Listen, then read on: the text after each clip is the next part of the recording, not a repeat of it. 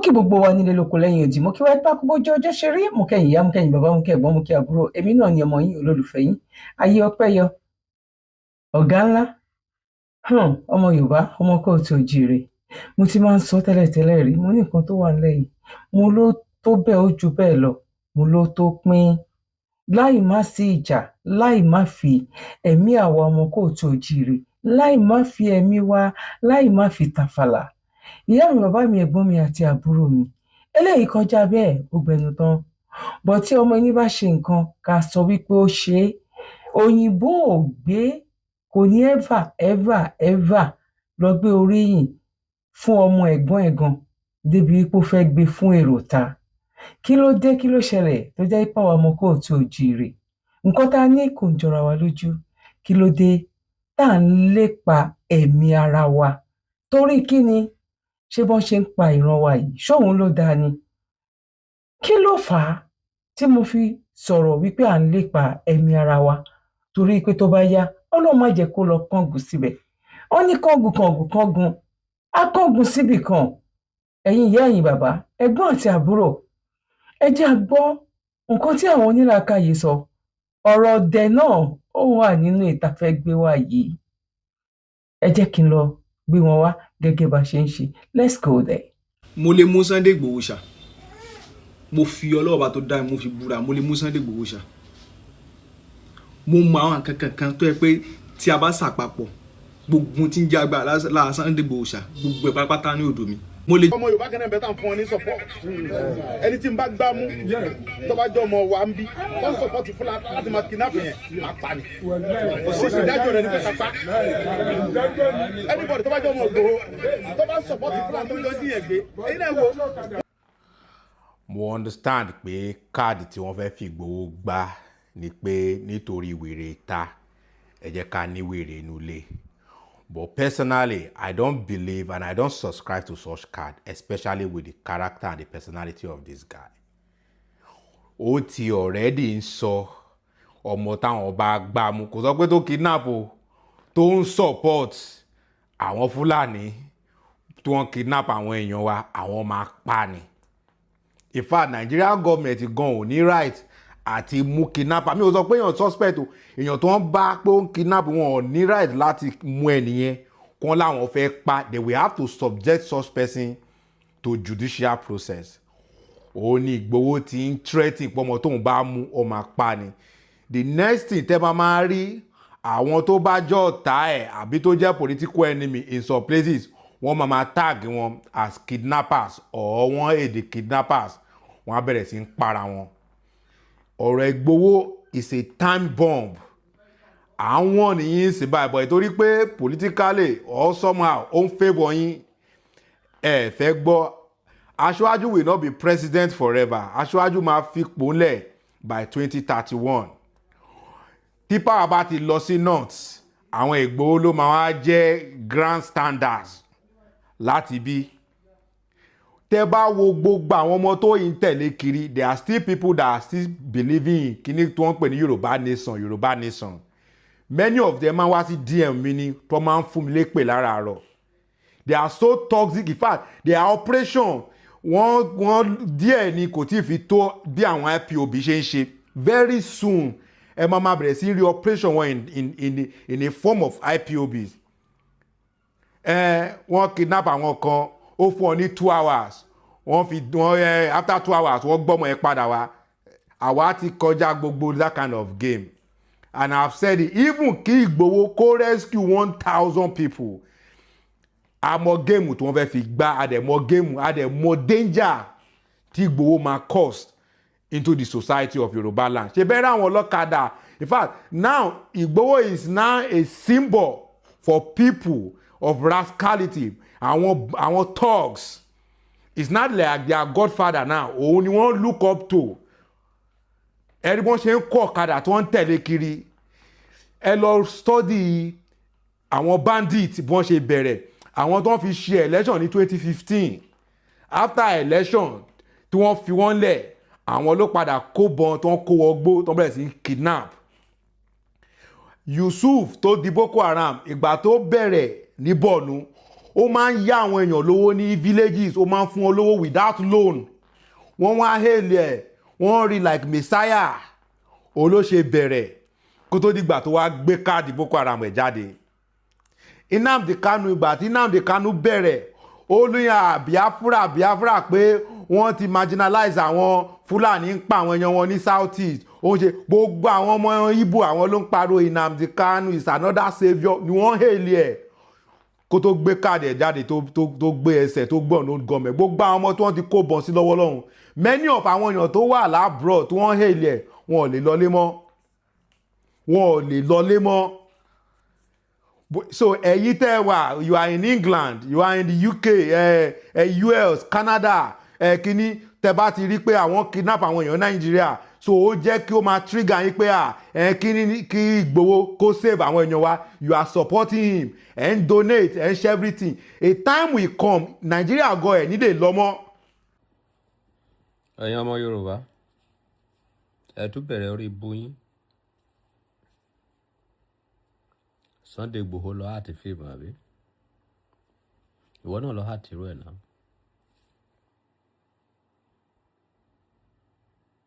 Ta ló ṣépè sọ yín kẹ́ má lè complete lẹ́ẹ̀kan? Bókò tẹ̀ jẹ́ pé ha fíìmù lọ àti.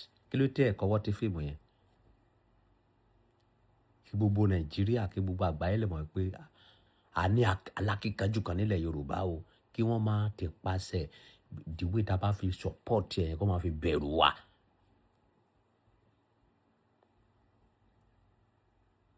Kò sí kankan tó jọ yín lójú rí, àfi kẹ́ máa gbógun tira yín, àfi kẹ́ máa sọ̀tẹ̀ ara yín. Orí Sunday Igboho máa pa gbogbo yín láìpẹ́.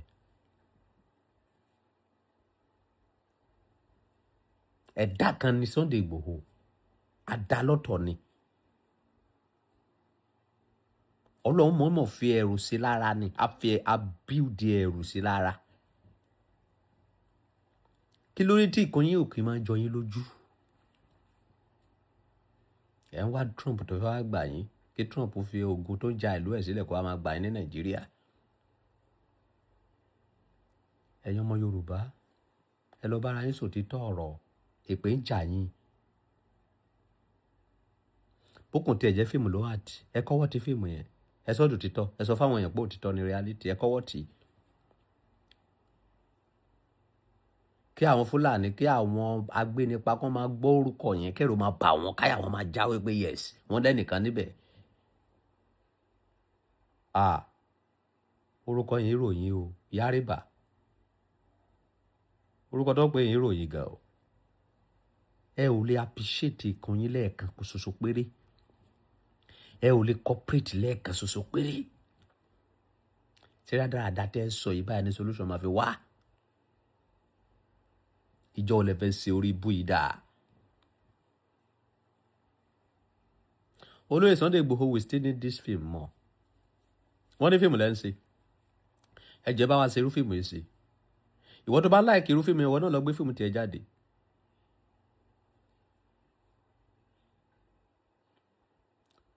Ọlọ̀tẹ̀ kò ní kúre. Ó mà ṣe o. Ó mà ṣe o. Ó mà ṣe o. Ó mà ṣe o.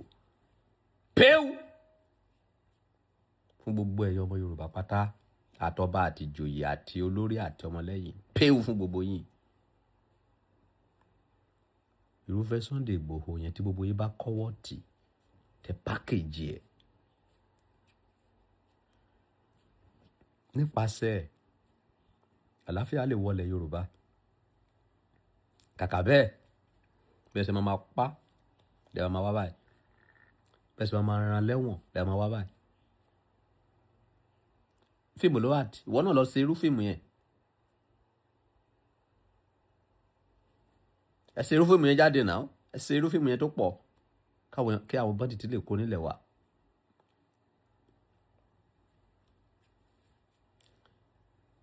Tẹ́ni ní tẹ́ni, tàkísà ní tàìtàn. Ìwọ tó bá sọ wípé nǹkan tiẹ̀ ò ní láárí, ìjọ tó bá máa mọ̀ pé ó ní láárí, ò ní ríra lọ́wọ́n mọ́. Ìdí nìyẹn tẹ́ fi dẹrú òyìnbó dàárọ̀ yìí. àwọn bàbá lákú bàbá ìyá láyà yín wọ́n ṣe sórí ibú wọn nìyẹn tóyìnbó wá kó wọn lẹ́rù torí pé ẹ ò corporate tó bá rí ọmọ kan tó bá fẹ́ ṣògo báyìí ẹ máa wá kankan sọ tẹ́ máa fi bring it down tẹ́ máa fi pa inspiration orí bú yẹn mọ́ ẹnìyẹn lára ta ló ṣépè sọ yín tó tẹ̀ jẹ́ irọ́ ló ń pa ṣé ẹ lè báàkì irọ́ yẹn ni kó dò títọ́ irọ́ náà kọ sínú bíbélì àwọn kan ló báàkì ẹ̀ tó dò títọ́ yìí tí gbogbo yín gbé kiri yìí irọ́ náà kọ sínú kòrán ni àwọn kan ló báàkì ẹ̀ tó di òtítọ́ yìí tó ń gbogbo ayé gbé kiri yìí kí ló tẹ̀ lè báàkì irọ́ títí yín.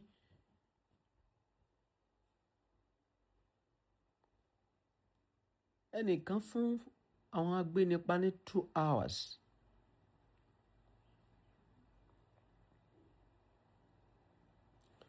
wọ́n dẹ̀ ni wọ́n ti rí àwọn èèyàn yẹn ní 2 hours ìbá ìjẹ́rọ́ ìbá ìjótítọ́ òkìkí ti kàn lọ nílẹ̀ Yorùbá o ọkùnrin kan wà níbẹ̀ tó ń pè ní Sunday Igboho ó fún àwọn bandit ní 2 hours o after 2 hours o àdẹ̀tírí àwọn táwọn wá ránkì kan ní ìbẹ̀rù kan ní kánípẹ́ kọ́wọ́ ti kánípẹ́ pákéjì ẹ̀ bẹ́ẹ̀.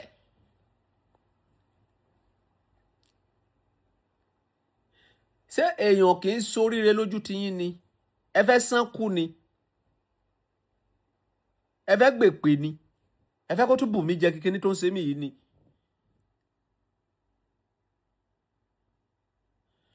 olóyè Sunday Igboho máa bá iṣẹ́ ẹ lọ o máa rìn jọ orí kan tó máa ṣe fún mi má fún anybody lésì o bó bá jẹ́ pé fíìmù lẹ́sẹ̀ máa ṣe lọ mọ́ ń láìkí fíìmù yẹn because fíìmù yẹn máa ní ipa pàtàkì tó máa kó nílẹ̀ Yorùbá ìwọ tó bá mọ̀ pé irú fíìmù yẹn pé fíìmù ni ìwọ náà lọ ṣe tiẹ̀ jáde mẹ́ ṣe fíìmù ló ń ṣe ìwọ náà lọ ṣe ríìlì jáde ẹnìkan sí èèyàn lọ́nà ìwọ lọ tún ayé èèyàn ṣe náà kárí tiẹ̀.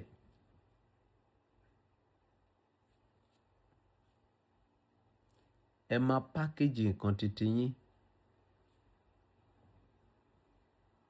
ẹ máa pákéjì nǹkan titi yín ẹ máa pákéjì nǹkan titi yín ẹ̀yin ọmọ Yorùbá ẹ mú èpè ìgún burúkú ikú olórí yín wípé anybody wá fẹ́ sórí ẹ máa sọ̀rọ̀ tó máa pa inspiration mọ́ lára ni tí ẹnìkan bá fẹ́ gbéra báyìí tó bá fẹ́ ṣe nǹkan ọ̀rọ̀ burúkú kan wà lẹ́nu tẹ́ máa sọ tó máa pa kíní ẹ̀ mọ́ nìyẹn lára tó ní fẹ́ ṣe kíní ẹ̀ mọ́ ẹni tó dẹ̀ ń sọ̀rọ̀ wọ̀nyí ẹ̀ ní lè ṣe anything.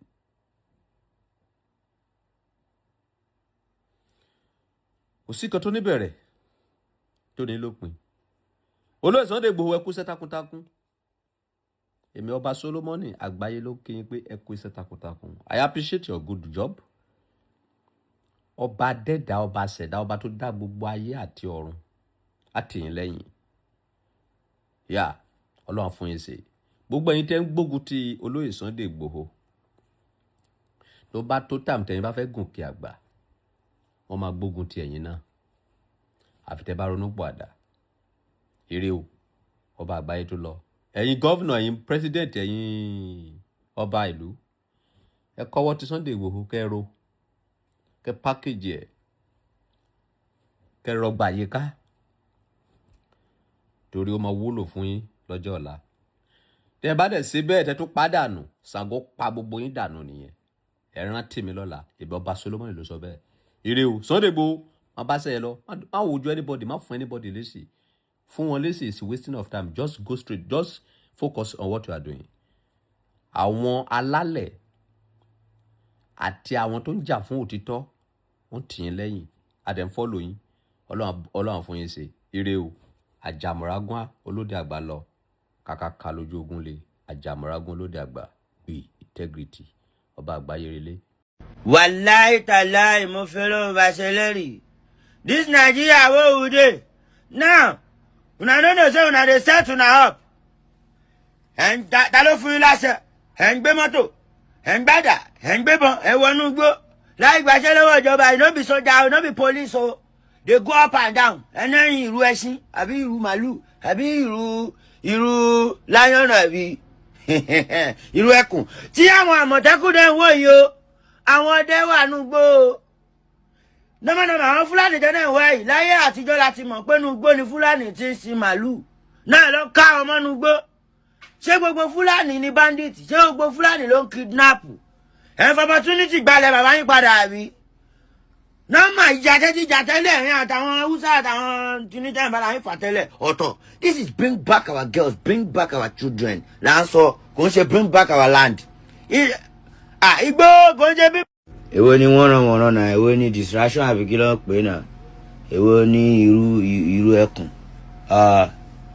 ṣe ti gbàgbé pé àmọ̀tẹ́kùn wà ní àmọ̀tẹ́kùn ń bẹ o ẹni bá fojú dẹkùn inú á gbé ẹjẹ ń gbé yín débẹ̀ àwọn máa distract ní nàìjíríà o nọ́mà tọ́ba ní pé ṣé ilẹ̀ dáadé ńlẹ̀ ń já sí ni àbí fúlàní lẹ̀ ń bájà àbí bring back our girls gangan lẹ̀ ń jà fún àbí nàìjíríà lẹ̀ ń jà fún ìwọ ni dáhùn sọ pé àwọn kinní kan fúlàní kankan kinní kan wọ́n gbalẹ̀ bàbá yín kí ló kàn án pẹ̀lú ilẹ̀ bàbá yín ẹjọ́ tó yọ lọ nǹkan tá a fẹ́ kẹ́ fèsì ojú pé bring back our girls nàìjíríà then let government work let government do their job it's not about ṣé ẹ gba aṣẹ́ lọ́wọ́ ìjọba ni ló bá yá wọn gbé yín wọn ní pé wọ́n mú yín wọ́n tẹ̀dí pé kẹ́ máa rìn tí ìjọsí bí mo bá mú ní ẹgbowó nìyẹn ò tán ni mo gbọ́n pọ́ ní ẹgbowó tẹ́ ń padà pè. ṣèkọ́ tó ṣẹ́rí ẹ̀ ẹjọ́ nítorí ọlọ́run ọmọ yorùbá ẹ bá mi sọ fún wọn kọ́ máa lọ wáìnì wa o Nigeria is our country we get out to talk àwọn máa sọ̀rọ̀ ẹ̀ẹ́dẹ̀lẹ̀ sọ́kọ́ fún wa o ẹ bá wọnú wa máa wọnú yín ṣe é gbọ́ ọ̀kan tí mo ní kó jẹ́ kó jó yín ojú pé ṣẹlẹ̀ bàbá yín lẹ̀ ń já sí sìn ṣe máa fọ opportunity yan jà sílẹ̀ bàbá yín ni èwo ni irú ẹkùn bí ti bá ọ ṣé wọn pé Yorùbá ló ní àmọ̀tẹ́kùn ni ẹni bá fojú dẹkùn ẹkùn á jẹ́ tọ́lá bá pé ẹkùn lè pẹ́kùn jẹ́ ní ọ̀bọ̀ ẹkùn tó bá kú kọ́ ẹran á jẹ́ ajá àjẹkùn tó bá kú bẹ́kùn bá jẹ bọ́ẹ̀sì nǹkan á kú èwo ni irú ẹkùn níbi támọ̀tẹ́kùn wà nọ́mà Gani Adams gangan ni ọ̀gá nọ́mbà 1 nu Yorùbá òun níjọba gbéṣẹ́ fún wípé tógun bá ń bọ̀ ń lù àbí nọ́mà ọ̀rẹ́. ojú wo ló fi wò ó ìwọ̀nba yìí tí mo gbé wá yẹn ó ìkẹyọ kan kí n gbé wá sí fún ẹ̀yin tí ẹ báyìí tí rí ẹ̀yin tí ẹ báyìí tí gbọ́ torí pé lómìn wà ó lè má tí rí ó lè má tí gbọ́ pẹ̀lú gbogbo ìṣẹ̀lẹ̀ tó ń ṣẹlẹ̀ káwá ẹ̀ṣẹ̀ tó wá gbé wá wípé díẹ̀ nínú àwọn nǹkan yẹn ní ibi tí wọ́n ti gba ilẹ̀ yẹn dé tó jẹ́ pé àwọn náà ní confidence láti máa gbé bẹ̀ ọmọ kò tó jire etí wa mélòó ẹ jẹ́ ká rọra wa lọ́wọ́ ẹ jẹ́ ká gbárùkù tira wa tó bá pẹ́ tí láìkẹ́ ẹ bá wa tẹ láìkì ẹ bá wa kí ṣe Sunday Igboho Òòṣà wípé ó kú ìfẹ́ ọmọ ènìyàn ṣe ọmọ ni olùṣèdí bẹ̀rẹ̀ ká filẹ̀kẹ̀ sí di ọmọ ìlú míì kò dẹ̀ ní burú títí kó má kó èèyàn kan mọ́ èèyàn orí ò lè ṣe kó má mì tàbí ẹ bá mi parí ẹ̀ kò lè sí ní àlè perfect kò sí ká dẹ̀ má ṣẹra wa nobody is perfect ọlọ́run elédùmarè nìkan òun ni ọba tó perfect òun ni ọba tó gbọ́n tán ẹ máa bá mi ká lọ let's go. ẹ bá mi sọ fún pé bí mo ṣe wáì mi ò bá jà wá àlàáfíà mo bá wa ohun tí ń ṣẹlẹ̀ ń gbòòrò mi ì fọwọ́ sí kán pé gbogbo àwọn èèyàn wọn pátápátá jíjí gbé tó ń gbà àwọn èèyàn òtítọ́ tí n bá tún gbọ́ pé wọ́n jíyàn gbé ń gbòòrò ń bí àwọn iṣẹ́ ń tẹ́ jí gbé tánìkà mo wà ní fún yín lówó tí n bá tún gbọ́ pé wọ́n jíyàn gbé ń bí àní kọ́ bọ́tà fẹ́ ní kankan á lè wọn kó ń lu wà pátápátá ẹ̀tọ́ tọwọ́ tí wọ́n á ní bá dé bà kò ní fara dé lọ sọ fún. Láti dẹ́kọ̀ láti mọ́kà yẹ mọ́kà gbèsè wa. Nagode. Láti mọ́kà yẹ mọ́kà gbèsè wa. Nagode. Láti mọ́kà yẹ mọ́kà gbèsè wa. Nagode. Láti bai so da fada ba. Alhamdulillah. Ba mu son faɗa mu ba. Láti bai so da fada ba. Ba mu son faɗa mu. Abin da yake so. Na'am. Ka tara mutanen ku. Duhula ne. Gaba daya. Da ke nan wanga namu. Wani yake cikin buhun ka. Ku yi mitin. Aka sake doki mutanen mu. Láti musu doki kayan ku wuce. Ya sake dawowa aka doki mutanen mu. A kuma sallah. ṣùgbọ́n tí wọ́n bá ti jíyàn gbé mọ́ tí ò sí wàhálà kankan mọ́ àwa náà fọ́ kọ́mọ gbé lálàáfíà kọ́mọ ṣiṣẹ́ wọn. Ya ce maka ya hada maka ko ba sake doka mutane ba saboda Allah ya fi so babu wani wahala. Allah ba mu zaman lafiya. Saboda aka sake doke mutum da gare ga du kula da yake cikin gare ga kẹ̀lẹ́ sọ fún gbogbo àwọn Fúlàní tó wà wá sọ láàrin fún un pé mo ní kó pe àwọn ọmọ rẹ̀ wọ́n fi ẹ̀sùn kan àwọn ọmọ rẹ̀ pé àwọn náà jiyàn gbé wọ́n sì ń jalè kó pe àwọn ọmọ rẹ̀ sí àkíyèsí tó lágbára láti àtìkò yìí òní ní 20 June 2026 láti èní yìí lọ ń gbọ́dọ̀ gbọ́mọ́.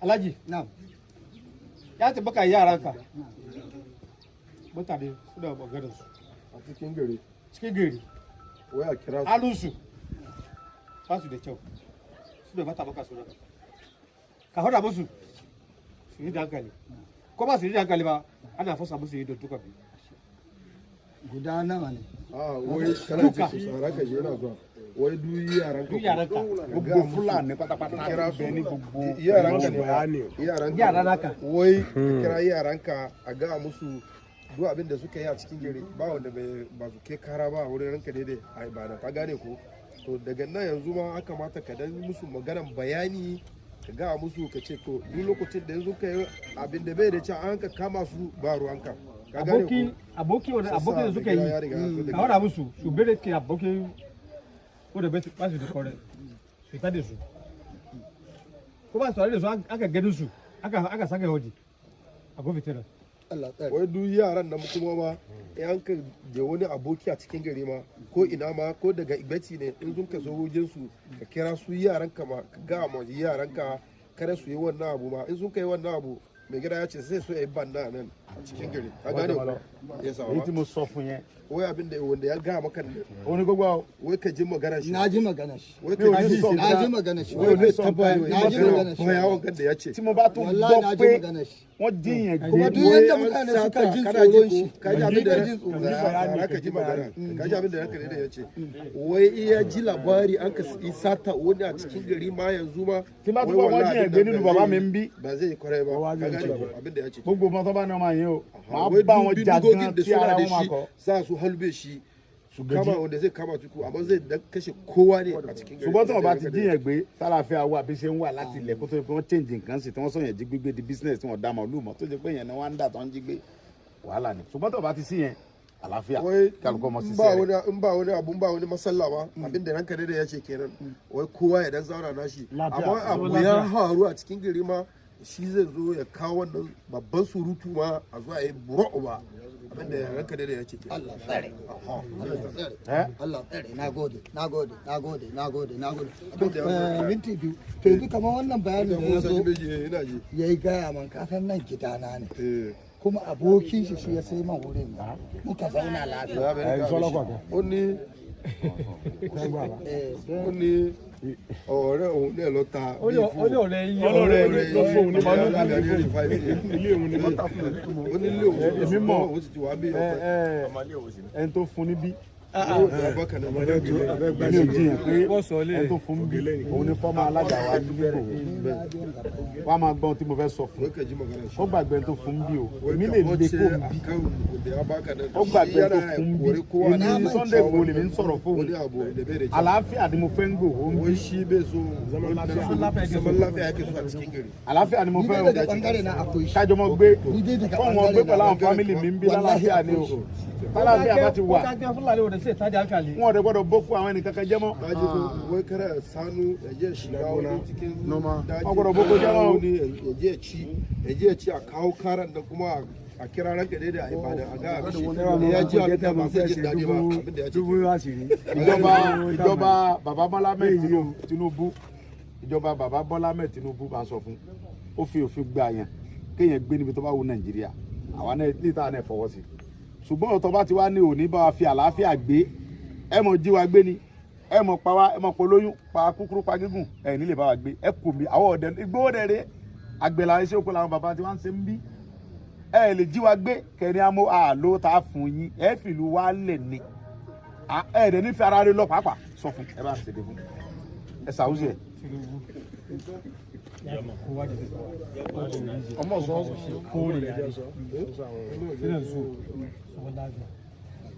Tinubu zai so su bar lahiya da kowa da kowa buhari o rubutu zai so su bar lahiya za ku resha cikin ina shi kiwa da suke so ni dai ina shi zan faɗa masu zan faɗa masu zan kira mitin kamar yadda aka zo gidan nan ko mitin ko ba ma kowa ga fuska na ina ji ka ji abin da ya faru akan ranka da ya so daga Ibadan ko ina ne so mu ka san ai sata wani naji kuma uku naji labari ai sata wani yaro kananan yaro ne wani da cijo ai sata kuma ba su san wurin da sun kaje da shi ba akwai lokacin da an kai sata mutum uku a can yi bakwai ko ba haka ba an kai musu kudi ma an kashe guda mai ciki ma an kashe shi ka ji labari lo bile ne lo to ke ma yanzu ka san in wannan su yaranka duk abokin da yana da shi ko ina ma kamata daga nan yanzu ma ka ga musu in sun ka so ka kore su ma ka kore su ba abin nan ka san kai da ci ka san wannan abu shi zai kawo maka kai da cijo ne ko ba haka ba to in yaro kanana ya ji an kawo maka abin da bai da cewa ka san kai da cijo za ka kama ko ba haka ba za ka kama kuma ga su gaban mu yanzu na yaro ko guda ai ni kadai ne a cikin wannan yaro ba yanzu ga su gaban Najeriya ba ko ba haka ba sai buhu shine ko oban wane bai zan shi ba cikin gari na sani duk wanda zai zo ya mutu ne bai zan shi ba na san a ga ba haka yake daga ganin shi guda ne Sunday Igboho went to his hometown to give a stand warning to the Fulani elders that all those that has been kidnapped in Igboho town, which is his hometown, should be returned to the land ransom free. In the neighboring town, a pregnant woman was kidnapped. They asked for 20 million. They took the 20 million there. They unalived the woman. They unalived the one who brought the 20 million and left one of them because it was two. They left one of them to go and tell them that we have collected the money and we have biked two of them. How insane is this? And after that, they came to Igboho town to kidnap some other people. Then Igboho was called upon. He got there. He gave stand warning to the Fulani elders, because they know themselves. They know the bad eggs amongst them. There are some peaceful ones, but there are some of them who are bad people, and they know. They know where these people are. So and